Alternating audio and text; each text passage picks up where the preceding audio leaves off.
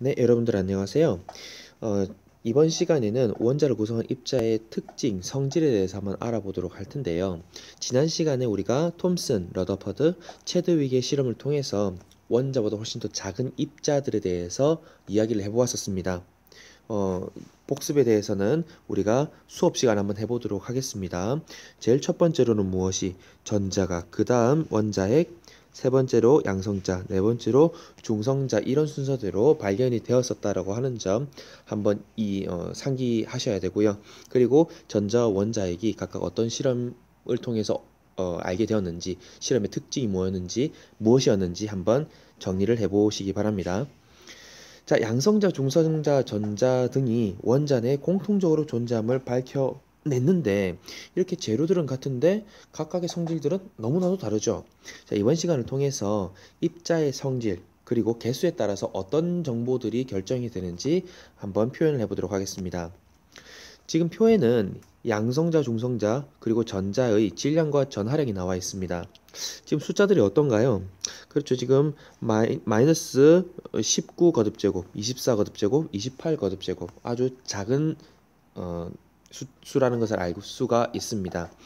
그래서 이 지금 질량 우리가 비교를 잘 하기 위해서는 질량비, 전하량은 전하비를 통해서 알 수가 있을 것 같은데요. 자, 질량비를 먼저 한번 보도록 하겠습니다. 일단 제일 먼저 보이는 것이 양성자와 중성자는 어떻습니까? 그건 거의 같죠? 지금 거의 같다고 한 이유는 실제 질량은 조금 차이가 나기 때문입니다. 전자와는 어떤가요? 그렇죠. 전자는 이 양성자, 중성자에 비해서 아주 작은 질량비를 가지고 있습니다. 무려 2000배 가까이 작다라는 것을 알 수가 있네요. 자, 전하량을 한번 보도록 하겠습니다. 전하량은 어떤가요?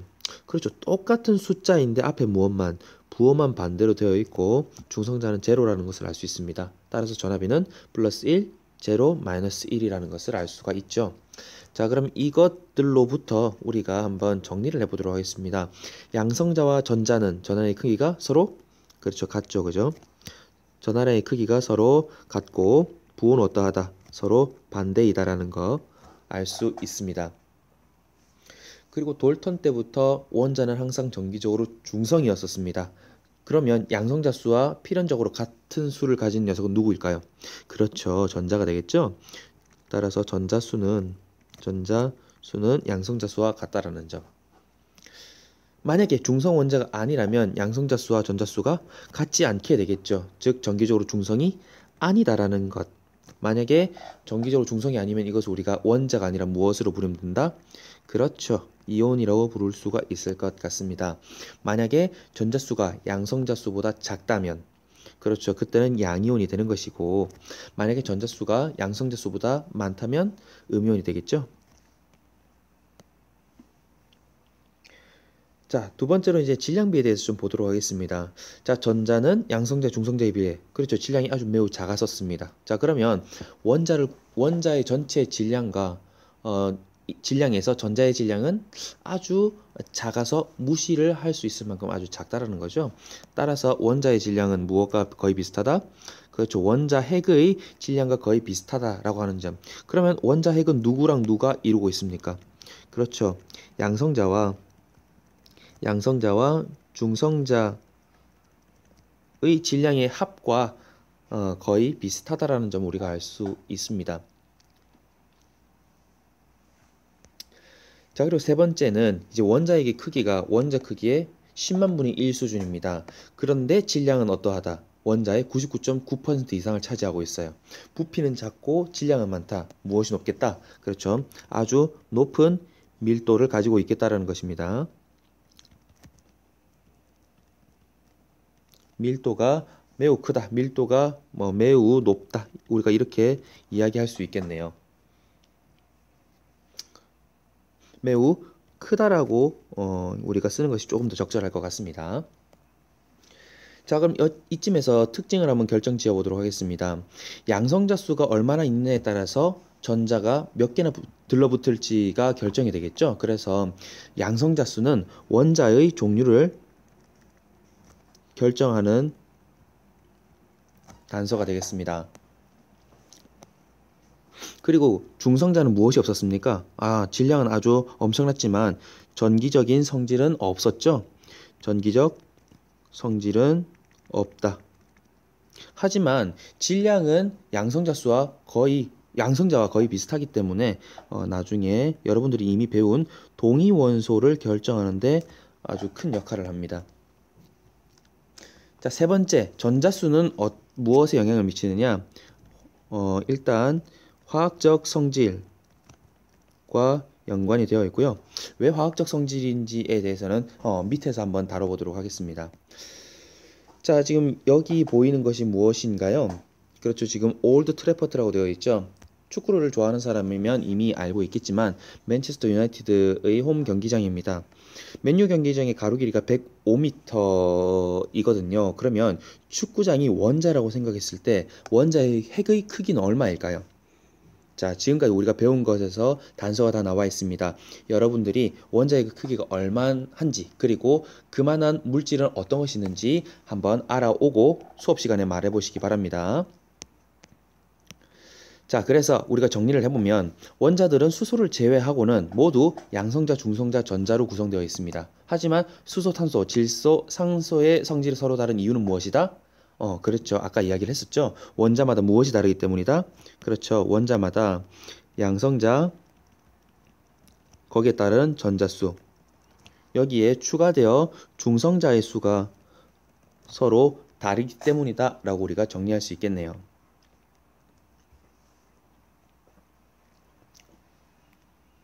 자, 그 다음에 제목이 원자 번호와 질량수라고 나와 있습니다. 자, 양성자, 중성자, 전자수에 따라서 원자의 어떤 성질을 우리가 결정을 할 수 있는데 그 어떤 정보들을 우리가 원자 번호와 질량수라고 합니다. 이것을 이야기하기 전에는 우리가 화학 반응이 왜 일어나는지를 알아야 됩니다. 우리 주변에서 일어나는 화학 반응은 안정해지기 위해서 되는 겁니다. 뭐 해지기 위해서? 그렇지, 안정해지기 위해서.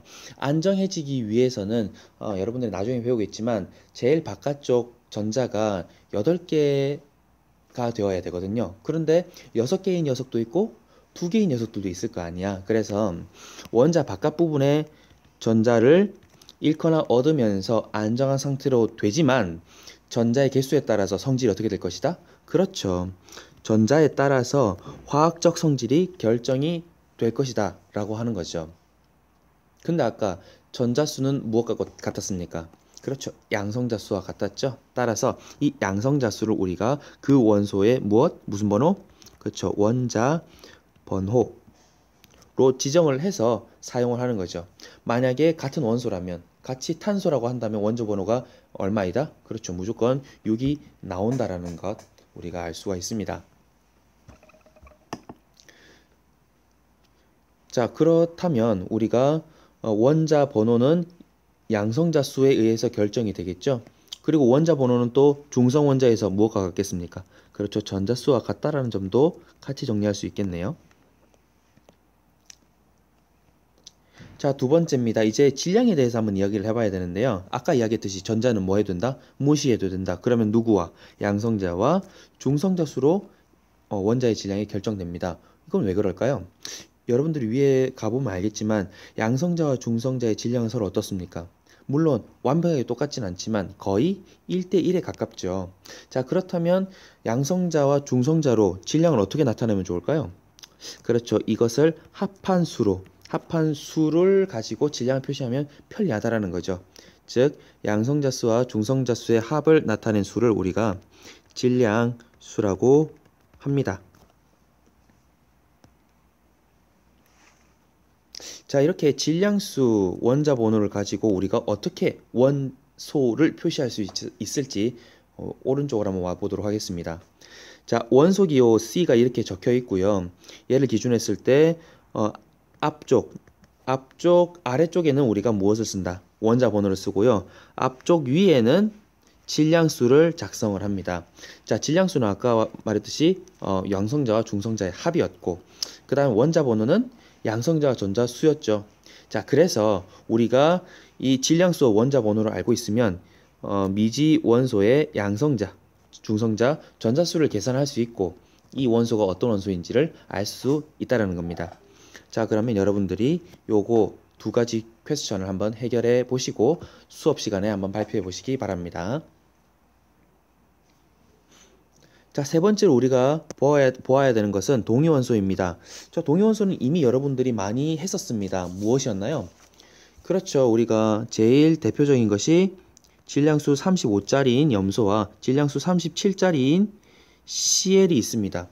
자, 원소 기호가 서로 어떻습니까? 서로 동일하죠. 그렇다라는 것은 원소의 종류가 같다. 원자 번호가 같다. 그러면 어느 수가 같을 것이다? 그렇죠. 양성자 수가 같다라는 것을 알 수 있고요. 그럼 무엇은 다르겠습니까? 그렇죠. 지금 이 위쪽에 지금 나와 있는 수가 무슨 수예요? 질량수. 근데 양성자 수는 같다며. 그러니까 우리는 중성자 수가 달라야 되겠네 라는 걸 알 수 있다라는 거죠. 자, 그러면 같은 원소의 동위 원소라면 똑같은 공통점이 뭐겠습니까? 그렇죠. 일단 양성자 수가 같습니다. 양성자 수가 같다라는 것은 무엇과 같다? 그렇죠. 전자, 중성원자의 전자 수와도 같을 것이고 그 다음에 원자 번호와도 동일하겠죠. 자, 한 가지 더 있지 않을까요? 아까 전자수는 무엇과 관련이 있다? 그렇죠. 전자수는 위에서 보았듯이 화학적 성질과 관련이 됐었죠. 즉 화학적 성질이 같다까지 우리가 알 수 있습니다. 자, 그러면 차이점은 무엇일까요? 무엇은 다르냐? 즉 중성자 수가 달랐었습니다. 중성자 수가 다르다는 것은 양 중의 합인 무엇? 그렇지. 질량수가 서로 차이가 남을 의미하는 거죠. 자, 화학적 성질이랑 대비되는 어떤 한 가지의 특성은 바로 물리적 성질입니다. 자, 물리적 성질, 화학적 성질, 이 각각의 성질이 뭘까 우리가 생각을 할 수가 있을 것 같아요. 화학적 성질은 원자 구조, 분자 내에 있는 구조들이 전혀 바뀌면서 내뿜는 어떤 에너지를 계산을 하는 겁니다. 안정한 상태라든지 또는 연소될 때 내뿜는 열 에너지 이런 것들을 화학적 에너지라고 해요. 이와 반대로 물리적 성질 같은 경우에는 원자 구조가 전혀 바뀌지가 않습니다. 그 상태에서 분자들과의 거리가 달라진다든지 즉 녹는 점, 끓는 점 또는 밀도, 부피 이런 것들을 물리적 성질이라고 합니다. 자, 그래서 아주 대표적인 동위원소인 수소를 가지고 왔는데요. 자, 그러면 우리가 지금 주어져 있는 것으로 나타낼 수가 있을 것 같습니다. 어떻게 표시를 하느냐? 수소니까 일단 원소 기호를 어떻게 써야 되겠습니까? 그렇죠. H라고 써야 되겠죠. 자, 원자 번호는 얼마? 1. 그리고 질량수는 얼마다? 1이다. 이런 걸 알 수 있습니다. 그러면 이 밑에 있는 두 번째, 세 번째의 녀석도 우리가 쓸 수가 있겠네요. 쓰는 것은 여러분들에게 맡기도록 하겠고요. 이 수소의 이름을 우리가 그냥 수소보다 무겁다라고 해서 중수소라고 하고요. 얘는 더 무겁다라고 해서 삼중수소라고 합니다. 자, 그래서 우리는 각 동위원소의 원자량이 질량수와 거의 비슷하다라는 점, 근데 같지는 않다. 왜 이럴까? 그것들도 한번 이야기를 해보도록 하겠습니다. 원자량은 원자의 상대적 질량이었죠. 질량수는 양성자수와 중성자수의 합이었습니다. 그러면 거의 비슷하다, 거의 비슷하지만 같지는 않다라는 것이 무엇의 차이일까? 한번 생각을 해보도록 하겠습니다. 자, 그리고 지금 H2O와 D2O라고 써져 있는데 이 중수소를 우리가 D라고 표시를 하기도 합니다. 즉 물이 보통의 수소로 되어 있는지 그 다음에 중수소로 되어 있는지에 따라서 같은 성질을 나타내는 것들도 있고 전혀 다른 성질을 나타내는 것도 있을 것 같습니다. 이는 우리 화학책 67페이지를 우리가 68, 69페이지를 펴보시면 중수소가 포함된 물을 어떻게 활용하는지가 잘 나와 있습니다. 자, 그러면 여기까지 교과서를 여러분들이 한번 보시고 수업 때 한번 이야기를 해보면 좋겠습니다. 자, 오늘은 원자를 구성하는 입자들의 개수에 따라서 어떤 정보들이 결정되는지 간단하게 나타내 보았습니다.